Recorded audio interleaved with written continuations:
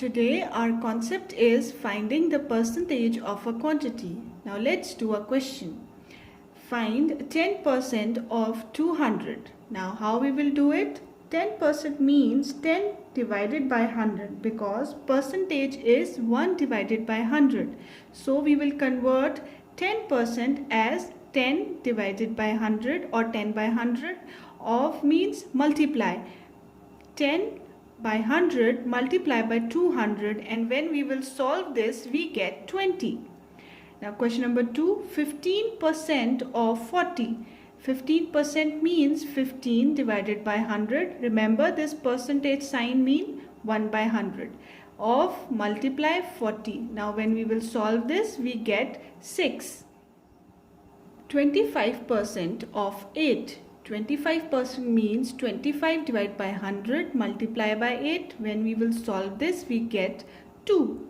Question number 4, 66% of 200. Now 66% means 66 divided by 100 multiply by 200, and when we will solve this we get 132. Now question number 5 is 75% of 800. 75% means 75 divided by 100. Of means multiply 800. Now when we will solve this we get 600. Let's do some word problems. Question number 1. Ari had rupees 600. He spent 42% of it on a shirt. How much he spent on the shirt? Now in the solution what we will do 42% of 600. We have to find 42% of 600. 42 divided by 100 multiply by 600. We will solve this by cancelling out. Then we will multiply it and we get 252. So Ari spent rupees 252 on the shirt. This is the word problem of simple percentage of the quantity. Now question number 2. Hassan had 250 marbles. He gave away 64% of them. How many marbles he gave away? Again, this is a question of percentage of a quantity. Now what we will do in the solution, we write marbles 250. He gave away 64%. So what we have to find? 64% of 250. Now 64%, as we know it is 64 divided by 100 multiply by 250.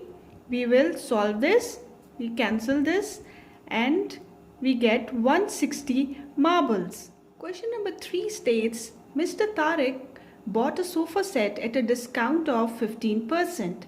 Its usual price was rupees 15,000. How much did he pay for the sofa set? Now again this is the question of percentage of a quantity, so we will follow these steps. Usual price is rupees 15,000.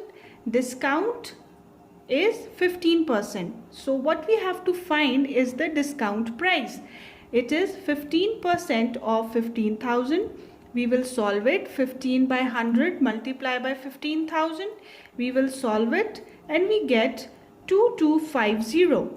Now he paid. How much he paid? That is equals to the usual price of the sofa minus the discounted price. Usual price was 15,000 and discounted price was 2,250.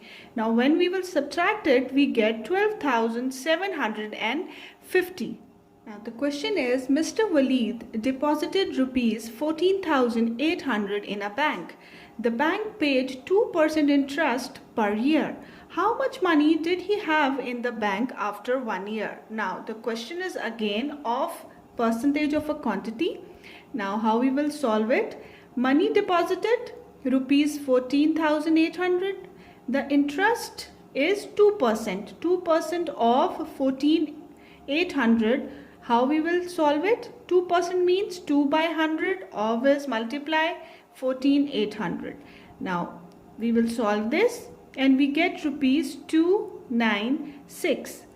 Total money is equals to, total money after 1 year is equals to money deposited plus the interest rate. Now money deposited was 14,800. Interest rate was 2%, and when we converted it into money we get 296. Now we add it and we get 15,096 rupees. Mr. Zahid bought a table fan priced at rupees 1200. In addition, he had to pay 7% tax. How much did he pay for the table fan in all?